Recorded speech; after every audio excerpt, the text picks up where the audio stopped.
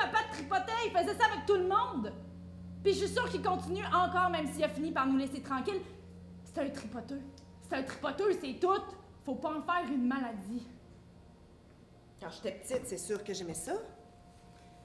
J'avais un père qui était différent des autres. En plus d'être comique, il était affectueux. On était toujours en train de s'embrasser puis de se prendre les mains. Tu me disais des mots doux que je venais tout croche. Je te donnais des becs dans l'oreille puis tu me disais que ça te donnait des frissons jusque dans le bout des orteils. C'est vrai qu'il y a un temps où ça m'a gênée, mais... J'aimais ça, c'est sûr. T'étais comme le Père Noël. On te voyait presque jamais, puis quand t'arrivais, tu prenais une importance exagérée. Tout changeait dans la maison, tout tournait autour de toi. Il n'y avait plus rien que toi qui comptait. T'en rappelles-tu? Quand j'ai commencé à avoir des rondeurs. J'essayais de le cacher, j'étais bien gênée de ça, mais ça a fini par paraître. Puis quand t'étais revenue, cette fois-là, tu t'étais pas gênée. Eh, que j'étais mal. Tu m'avais sorti tous les farces de commis voyageurs possibles autour de ce sujet-là, puis je voulais mourir. Hey, j'avais même demandé à maman de m'acheter une grande jaquette de vieille fille, puis je me promenais là-dedans dans la maison en pensant que ça cachait tout. Faut-tu être naïve? En tout cas, je te dis que je m'étais pas laissé tripoter cette fois-là, puis les fois suivantes non plus. Fini les becs puis les caresses. Je laissais ça à Claude, qui en profitait pas mal d'ailleurs, si je me souviens bien. Moi, j'étais même plus capable de vous regarder en face, tellement j'avais l'impression que les changements qui se faisaient en moi paraissaient à vue d'œil. Avec mes petites amies, j'en parlais franchement, mais avec vous autres, même avec maman, c'était pas possible. J'étais devenue une grande fille, un point, c'est tout.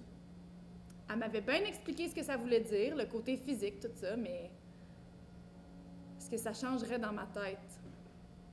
Ça, pas un mot. Aujourd'hui, quand je pense à ça, je m'ennuie de ce temps-là, même si j'étais bien malheureuse par bout. J'aime ça, savoir que j'ai déjà rougi de tout ça. Je m'ennuie de ma naïveté puis de mon ignorance. J'aimerais ça les retrouver des fois. Ça a été moins drôle quand je suis devenue une femme, par exemple. J'ai changé. Puis t'as changé. Ta façon de me regarder s'est transformée peu à peu. Ah, tu continuais à être drôle puis à jouer au Père Noël, mais il y avait quelque chose de nouveau que je pouvais sentir puis qui me mettait mal à l'aise. Pour la première fois de ma vie, t'arrivais de me regarder longtemps sans rien me dire. Ça me donnait le frisson. Tes becs étaient plus insistants, tes farces plus précises, tes compliments plus gênants. Maman avait commencé à te défendre de jouer trop longtemps avec moi. Je comprenais pas trop pourquoi, mais je sentais qu'elle avait raison.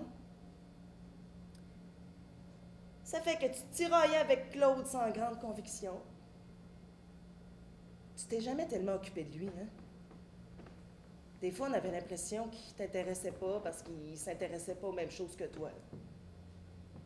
Tu riais même un peu de lui avec ses livres et ses émissions de télévision que tu trouvais niaiseuses. En tout cas, t'as continué à me tourner autour sans trop t'approcher de moi. Jusqu'à ce soir-là.